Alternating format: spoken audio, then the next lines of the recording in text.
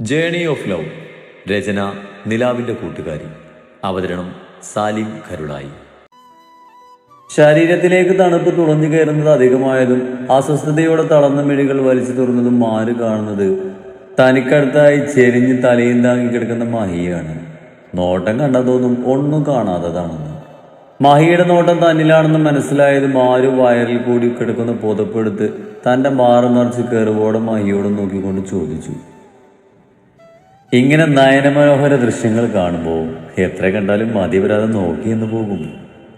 ആരുവിനോട് ചേർന്ന് കിടന്ന് പുതപ്പിന് മുകളിലൂടെ അവളുടെ മാറിൽ തരോടി കള്ളച്ചിരിയോടെ മഹി പറഞ്ഞതും ആര് വേഗം മഹിയുടെ കൈകൾ എടുത്തു മാറ്റി. കുറച്ച് കൂടുന്നുണ്ട് നിങ്ങൾക്ക്. മഹിയുടെ കൈകൾ എടുത്ത് മാറ്റി കയറുവോട് ആര് പറഞ്ഞു.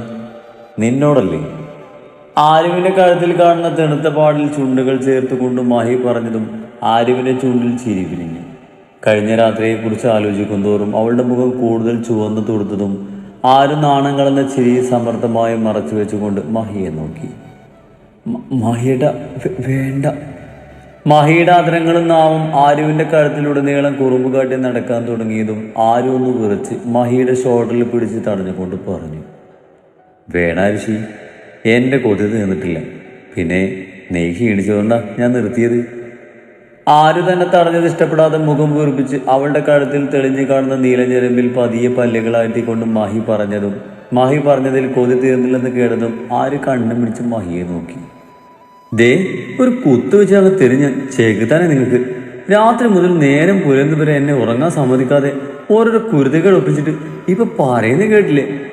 ഇത്ര ആക്കണമെന്ന് പാടില്ല. മനുഷ്യനെ നാട് വെട്ടിയെന്നാണ് തോന്നുന്നത്.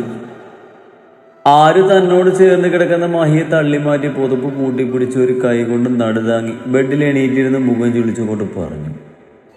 ദിവസവും നീ എന്നെ പരിഗണിച്ചിരുന്നെങ്കിൽ ഇപ്പൊ ഇങ്ങനെ ബുദ്ധിമുട്ടിട്ട് വരുമോ എൻ്റെ ആരിശി? ആരുവിനെ എണീക്കാൻ സഹായിക്കാൻ വേണ്ടി അവളുടെ അടുത്തേക്ക് നീങ്ങിക്കൊണ്ട് മഹി പറഞ്ഞതും ആരും മഹിയെ നോക്കി കണ്ണുരുട്ടി. സഹായിച്ചിടത്തോളം മതി. തന്നെ പിടിക്കാൻ വന്ന മഹിയുടെ കൈകളെ തട്ടിമാറ്റി കട്ടിലിന്റെ കാലിൽ കിടന്ന മഹിയുടെ ലുങ്കിയെടുത്ത് അവന്റെ മേലേക്ക് ഇട്ടുകൊടുത്ത് തിരിഞ്ഞതും പെട്ടെന്ന് അവളുടെ കണ്ണുകൾ ക്ലോക്കിലൊടുക്കിയതും അതിന് സമയം കണ്ട് ആരുവിന്റെ കണ്ണുകൾ മിടിഞ്ഞു വന്നു. ഈശ്വര, ഇത്രയും വൈകിയോ? ഇപ്പൊ തന്നെ 8 മണിയായി. അമ്മയും സീതമ്മയ്ക്ക് എന്ത് വിചാരിക്കും? ഞാനിനി എങ്ങനെ അവരുടെ അടുത്തേക്ക് പോകും? മഹിയെ നേരത്തെ എണീറ്റ് എന്നൊന്നും വിളിക്കാമായിരുന്നില്ലേ? പരിഭവത്തിൽ മഹിയെ നോക്കി ചുണ്ടുപിളത്തി ആര് ചോദിച്ചു. നീ എന്തിനാ നേരത്തെ എണീറ്റ് താഴേക്ക് പോകുന്നത്? അവിടെ ജോലിക്കാരി ഉണ്ടല്ലോ, അതുകൊണ്ട് നിനക്കൊരു ജോലിയും ചെയ്യാതെ നിന്നാ പോരെ. അല്ലെങ്കിൽ അമ്മയും സീതമ്മയും എന്നെ കൊണ്ട് കാര്യമായി ജോലി ഒന്നും ചെയ്യിക്കാറില്ല. അത് കരുതി എനിക്ക് അവർ ജോലി ചെയ്യുമ്പോൾ നോക്കി നിൽക്കാൻ തോന്നാറില്ല. അതുകൊണ്ടാ ഞാൻ അവരുടെ കൂടെ അടുക്കളയിലേക്ക് കയറുന്നത്. മഹിയെ നോക്കി അത്രമാത്രം പറഞ്ഞ് പുതപ്പും ചുറ്റി ആരും ബെഡിന്ന് എണീറ്റു. തറയിൽ വീണ് കിടക്കുന്ന അവരുടെ ഡ്രസ്സും കുളിച്ചിട്ട് മാറാനുള്ളതും എടുത്ത് വേച്ച് അവൾ ബാത്റൂമിലേക്ക് നടന്നു.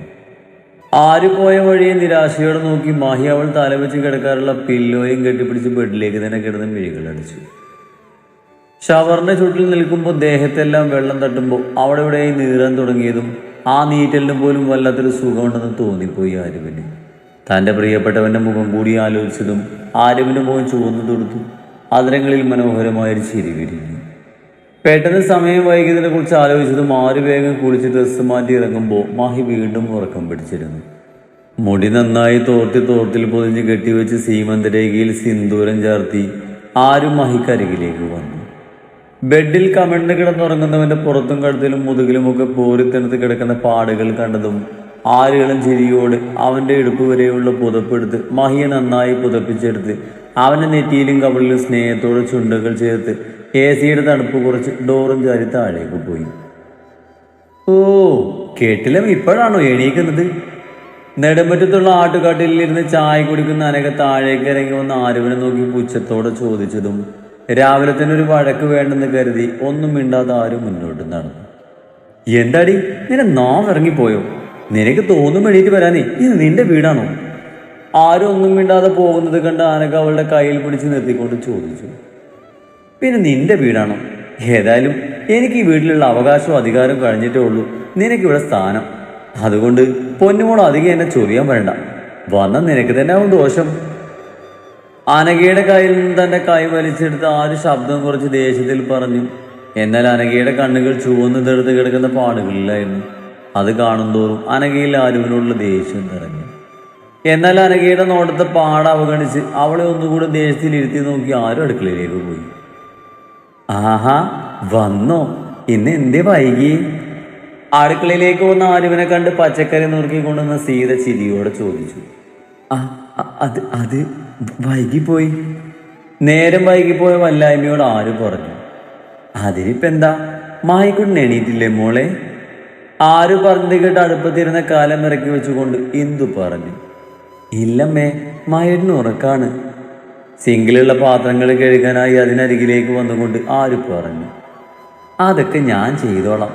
മോൾക്ക് കാപ്പി വേണമെങ്കിൽ ആ ഫ്ലാസ്കിൽ നിന്ന് എടുത്ത് കുടിച്ചോ. എനിക്ക് വേണ്ടമ്മേ, ഇതൊക്കെ ഞാൻ ചെയ്തോളാം.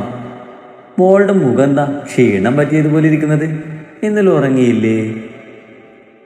ഉറക്കം പൊഴിച്ചതുപോലെ വീങ്ങി നിൽക്കുന്ന ആരുവിന്റെ മുഖം കണ്ട് അവൾക്ക് ഇനി വല്ല അസുഖവും വേറെ എന്തെങ്കിലും പ്രശ്നവും ഉണ്ടോന്ന് കരുതി ആരുവിനെ സംശയത്തിൽ സൂക്ഷിച്ച് നോക്കിക്കൊണ്ട് സീത ചോദിച്ചു. ഉറങ്ങാൻ കുറച്ച് വൈകി, അതിൻ്റെ ആകും. സീതയുടെ ചോദ്യം കേട്ടതും പാത്രം കഴുകുന്നതിൻ്റെ ഇടയിൽ ഒരു ഓളത്തിൽ ആര് പറഞ്ഞു. അതെന്ത് പറ്റി മോളെ? ആര് പറഞ്ഞത് കേട്ട് അടക്കി ചിരിച്ചുകൊണ്ട് ആരുവിനോടായി ചോദിച്ചു. അതമ്മയുടെ മായിക്കുട്ടൻ. പെട്ടെന്നാണ് ആരുവൻ താൻ പറയാൻ പോകുന്ന കാര്യത്തെക്കുറിച്ച് ഓർമ്മ വന്നത്. മനസ്സെവിടേക്കോ ചുറ്റിപ്പിടിഞ്ഞ് കിടക്കുന്നതിനിടയിൽ അറിയാതെ പറഞ്ഞു പോയതോർത്ത് ആരും നാവ് കടിച്ച് പതിയെ കടക്കാനിട്ട് ഇരുവരെയും നോക്കി. അതമ്മേ, മായിട്ട് രാത്രി നല്ല തലവേദനയായിരുന്നു. ബാമ കെട്ടിക്കൊടുത്ത് ഉറങ്ങാൻ കിടക്കുമ്പോൾ ഒത്തിരി വൈകിപ്പോയിരുന്നു. അതാ. ആര് തപ്പി തടഞ്ഞുകൊണ്ട് വേഗം വായിൽ വന്നൊരു കള്ളം അവരോട് പറഞ്ഞു. എൻ്റെ മോളുടെ വീക്ക് കണ്ടപ്പോൾ തന്നെ മനസ്സിലായി മായിക്കോട്ടും നല്ല തലവേദനയായിരുന്നെന്ന്. ആരുവിന്റെ ഭാവവും വിക്കലും തപ്പിത്തടയിലും കണ്ട് എന്ത് ചിരിയോടെ പറഞ്ഞു. ആരുവിനെ നോക്കി അടക്കി പിടിച്ച ചിരിയോടെ തലയാട്ടി പച്ചക്കറി വേസ്റ്റും എടുത്ത് പശുക്കൾക്ക് കാടിവെള്ളം കൊടുക്കാൻ വേണ്ടി സീത പുറത്തേക്ക് പോയതും ആര് ചൂളി നിന്ന് പോയി. മോളിന്ന് സ്കൂളിലേക്ക് പോകുമ്പോൾ ആ കഴുത്തിലും നെഞ്ചിലൊക്കെയുള്ള പാട് മറിച്ചിട്ടാണ് പോണേ. ഇല്ലെങ്കിൽ അവിടെ ഇതുപോലെ നിൽക്കേണ്ടി വരുവേ. അമ്മേ! തൻ്റെ മുന്നിൽ ചമ്മലോട് അതിലേറെ നാണത്തിൽ മുഖം കുനിച്ച് നിൽക്കുന്ന ആരുവിന്റെ മുഖത്ത് നോക്കി ചിരി അടക്കി പിടിച്ചുകൊണ്ട് ഇന്ദു പറഞ്ഞതും ആര് ചുവന്നു തുടുത്ത മുഖവും തൻ്റെ നാണവും മാറാൻ വേണ്ടി കള്ള പരിഭവത്തിൽ അമ്മയെന്ന് വിളിച്ചു. അമ്മക്ക് സന്തോഷായി. എൻ്റെ മായിക്കുട്ടിനൊപ്പം മോളിതുപോലെ എന്നും സന്തോഷത്തോടെ മുന്നോട്ട് പോണേ. ആരുവിന്റെ കവളിലൊന്ന് തഴുകി ചിരിയോടെ അതും പറഞ്ഞ് ഇന്ദു തൻ്റെ ജോലിയിലേക്ക് തിരിഞ്ഞതും ആര് ചെറു ചിരിയോടെ പാത്രങ്ങളെല്ലാം കഴുകി അടുക്കി വെച്ച് കൂടെ വേറെ ജോലിയിൽ ഇന്ദുവിനെ സഹായിച്ചു നിന്നു. സ്കൂളിൽ പോകാൻ ടൈമായതും ആര് ഇന്ദുവിനോട് പറഞ്ഞ് റെഡിയാകാൻ മുകളിലേക്ക് പോയി. ആര് റൂമിലെത്തുമ്പോൾ മാഹി നല്ല ഉറക്കായിരുന്നു. മാഹിയേട്ടാ, എണീറ്റ്, മതി ഉറങ്ങിയത്. തനിക്ക് കൊടുക്കാനുള്ള യൂണിഫോം സാരിയും മറ്റും എടുത്ത് ബെഡിലേക്ക് വെച്ചുകൊണ്ട് ആര് മാഹിയെ തട്ടി വിളിച്ചു. ആരുവിന്റെ കൈകൾ തട്ടി മാറ്റി മാഹി മുഖം തിരിച്ച് കിടന്നു. ദേ മാഹിയേട്ടാ, സമയം ഒത്തിരിയായി, ഒന്ന് എണീക്ക്. നിനക്ക് എന്താ അരിശി? ഇപ്പോഴെങ്കിലും ഞാനൊന്ന് ഉറങ്ങിക്കോട്ടെ. ആരും ഉറങ്ങാൻ സമ്മതിക്കാതെ തട്ടി വിളിക്കാൻ തുടങ്ങിയതും മാഹി തെല്ലൊരു ഈർച്ചയിൽ തലപൊക്കി ആരുവിനെ നോക്കിക്കൊണ്ട് പറഞ്ഞു. ഉറങ്ങേണ്ട നേരത്തെ ഉറങ്ങിയില്ലെങ്കിൽ ഇങ്ങനെ ഉണ്ടാകും. അതുകൊണ്ട് കൂടുതൽ കിടന്ന് ചെണുങ്ങാതെ എണീറ്റ് മാഹിയേട്ടാ, ഇപ്പൊ തന്നെ വൈകി. ആര് വിടാൻ ഭാവമില്ലാതെ പറഞ്ഞതും മഹി അവളെ നോക്കി പല്ല് കഴിച്ച് എടിയിട്ട് കൊടുത്തിരുന്ന ലുങ്കി മുറുക്കി കുത്തി തോർത്തും എടുത്ത് അവൻ ബാത്റൂമിലേക്ക് പോയി. ആര് സാരി എടുത്ത് മൂടി ചെയ്യിക്കെട്ടി ബാഗിലേക്ക് ആവശ്യമായ ബുക്ക് എടുത്ത് വെക്കുമ്പോഴാണ് മഹി കുളിച്ച് ഫ്രഷായി വന്നത്. മഹിയേട്ടാ, സ്കൂളിലേക്ക് വരുന്നുണ്ടോ? മുണ്ട് മാറ്റിയെടുത്ത് ആരും എടുത്ത് വെച്ച് ഷർട്ട് എടുത്തിട്ടുണ്ടോ എന്ന് നോക്കിക്കൊണ്ട് ആര് ചോദിച്ചു. അലസമായെന്ന് മൂളി മഹി ആരുവിന് അരികിൽ വന്ന് നിന്നു. എന്താ? തൻ്റെ അടുത്തേക്ക് വന്ന മഹിയെ സംശയത്തിൽ നോക്കി പുരുകം പൊക്കിക്കൊണ്ട് ആര് ചോദിച്ചു. ബട്ടൺ ഇട്ടതാടി ഭാര്യ. എൻ്റെ മഹിയേട്ടാ, അല്ലെങ്കിൽ തന്നെ വൈകി. ആ ബട്ടണൊക്കെ സോയ ഇട്ടൂടെ? ഇല്ല, ഭർത്താവിൻ്റെ കാര്യം ശ്രദ്ധിക്കേണ്ടത് ഭാര്യയുടെ ഉത്തരവാദിത്ത. അതോട് പൊന്നുമോള് ഇതിട്ട് തന്നിട്ട് പോയാൽ മതി. ആരുവിനെ കെറുവോടെ നോക്കിക്കൊണ്ട് മഹി പറഞ്ഞു. എൻ്റെ മഹിയേട്ടാ, നേരം വൈകിയ ടൈമിൽ തന്നെ വേണം. നിങ്ങളൊക്കെ ഉണ്ടല്ലോ. മഹിയുടെ ഷർട്ടിന്റെ ബട്ടൺ വേഗതയിൽ ഇട്ടുകൊടുത്ത് മഹിയെ കൂർപ്പിച്ച് നോക്കിക്കൊണ്ട് ആര് പറഞ്ഞതും മഹി ആരുവിനെ നോക്കി സൈറ്റ് അടിച്ച് അവളുടെ കവളയെ ചുംബിച്ചു. തിരിച്ചില്ലേ? ആര് തിരികെ തനിക്ക് തരാത്തത് കണ്ട് ഇരുണ്ട മുഖത്തോടെ മഹി ചോദിച്ചതും ആര് മഹിയുടെ ഷർട്ടിൽ പിടിച്ച് വലിച്ച് അവന്റെ മുഖം തന്നോടടുപ്പിച്ച് മഹിയുടെ ഇരു കവളിലും നെറ്റിയിലും ചുണ്ടുകൾ ചേർത്തു. ഇത്രയും മതി. പാ ബ്രേക്ക്ഫാസ്റ്റ് കഴിക്കാം, ഇനി നിന്ന് വൈകും. തൻ്റെ അതിരങ്ങൾ ലക്ഷ്യം വെച്ച് വന്ന മഹിയുടെ മുഖം തടഞ്ഞ് അതും പറഞ്ഞ് ആരും മഹിയുടെ കയ്യും പിടിച്ച് താഴേക്ക് പോയി.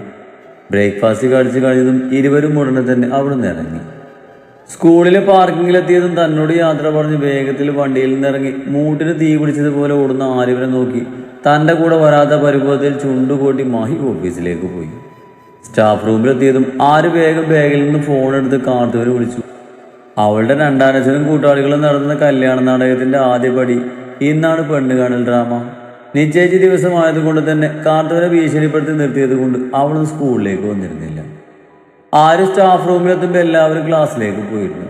അതുകൊണ്ട് തന്നെ വേഗം അവൾ ഫോൺ എടുത്ത് കാർത്തികയുടെ നമ്പർ ഡയൽ ചെയ്തു. ഹലോ കാർത്തു. കാർത്ത് ഫോൺ എടുത്ത ഉടനെ തന്നെ ആരും വിളിച്ചു. ആരും എനിക്ക് പേടിയാകുന്നു. ആരുവിന്റെ ശബ്ദം കേട്ടതും കാർത്തു ടെൻഷനോടെ പറഞ്ഞു. നീ ടെൻഷൻ അടിക്കണ്ട കാർത്തു, എല്ലാം ശരിയാകും. എനിക്ക് തോന്നുന്നില്ല ഇത്തിരി കൂടി കഴിഞ്ഞാൽ അവരിങ്ങ് എത്തും. 2 ദിവസം കഴിഞ്ഞാൽ കല്യാണം നടത്താന്ന അച്ഛൻ പറയുന്നത്. ഓ അവിടെ ഒരു അച്ഛൻ, ഇത്രയൊക്കെ ആയിട്ടും അയാളെ വീണ്ടും അങ്ങനെ വിളിക്കാൻ നിനക്ക് നാണില്ലല്ലോടി. കാർത്തുവിന്റെ വിളി കേട്ട ആര് ദേഷ്യത്തിൽ പല്ല് കടിച്ചുകൊണ്ട് പറഞ്ഞു. അത് പിന്നെ ശീലിച്ചു പോയി. പിന്നെ ആ പോലീസൊക്കെ പരാതി കൊടുത്ത് വെറുതെയായി. അവിടെ അടുത്തേന്ന് ഇതുവരെ നീക്കം ഉണ്ടായിട്ടില്ല. പേടിയും നിരാശയും കൂട്ടിക്കലത്തിക്കൊണ്ട് കാർത്തു ആരുവിനോട് പറഞ്ഞു. എൻ്റെ കാർത്തു, നീ പേടിക്കണ്ട. അവൻ ഇന്ന് വന്ന് പെണ്ണ് കണ്ടു പോയാലും കല്യാണമൊന്നും നടത്തില്ലല്ലോ. ആ ടൈം കൊണ്ട് നമുക്ക് വേറെന്തെങ്കിലും വഴി കണ്ടെത്താം. നീ ഇവിടെ ടെൻഷൻ അടിക്കണ്ട. അഥവാ ഇന്നെങ്ങാനും നടന്നാൽ പിന്നെ ഈ കാർത്തിക ജീവിക്കില്ല. കാർത്ത് സങ്കടത്തിൽ പറഞ്ഞു. നീ വേണ്ടാത്തൊന്നും ചിന്തിക്കണ്ട, ഒന്നും സംഭവിക്കില്ല. നിനക്ക് ഞാനില്ലേ, അതുകൊണ്ട് പേടിക്കാതെ നിൽക്ക്. ശരിയടി, ബെല്ലടിച്ചു. ഞാൻ കുറച്ച് കഴിഞ്ഞ് വിളിക്കാമേ. അത്രയും പറഞ്ഞ് ആര് കോള് കട്ട് ചെയ്ത് ഫോൺ ബാഗിലേക്ക് ഇട്ട് ബുക്കും മറ്റേ രജിസ്റ്ററും എടുത്ത് ആര് ക്ലാസ്സിലേക്ക് പോയി.